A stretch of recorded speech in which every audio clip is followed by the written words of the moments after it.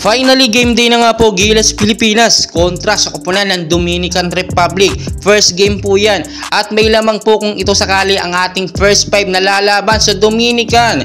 Kai Sotto, AJ Edo, Jordan Clarkson, Dwight Ramos at Scotty Thompson. Ngayon pa lang po, sinasabi natin hindi ganun kadaling talunin ang Dominican Republic. Ngayon titignan natin, alam nyo, medyo may lamang talaga tayo at talagang may advantage ang ating Gilas Pilipinas kontra sa Dominican Republic. Marami nagsasabi mahihirapan ng Gilas at baka matalo, pero nagkakamali kayo. Nakita nyo naman yung mga performance na pinapakita ng Gilas, kaya lang naman tayo natalo sa dalawang tune-up game dahil wala doon etong si Jordan Clarkson sa last tune-up game. Sa pagkakataong ito, full force na at nakapagpahinga na ang Gilas Pilipinas pagkatapos po ng kanilang huling practice kahapon.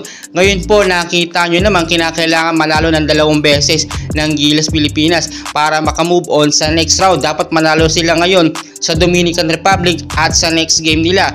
Matindi po ngayon, dahil nakita nyo naman full force ang ating Gilas Pilipinas. Hindi na po ito basta-basta. At tulad ng sinasabi natin dati, bukod sa matatangkad na mga kalaban sa FIBA World Cup, matatangkad na malaliksi at magagaling dumiskarte, Nakita nyo kung gaano katatangkad ang mga player natin. Hindi naman ganoon talaga kagagaling, pero nakita nyo maraming napapatunayan tulad ng ating pambato na si Kai Sotto. At nakita nyo naman kung sakasakali sa second half mapagod itong si Kai Sotto, pwede po siyang palitan ni Junmar Fajardo. Medyo matangkad si Kai Sotto, ay magaling naman sa depensa at maraming napapatunayan itong si Junmar Fajardo.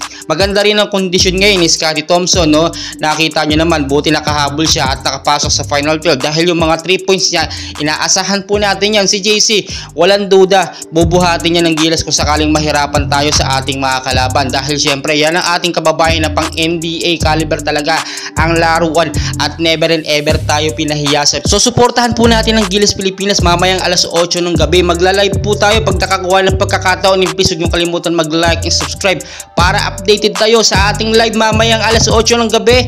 Maraming salamat po.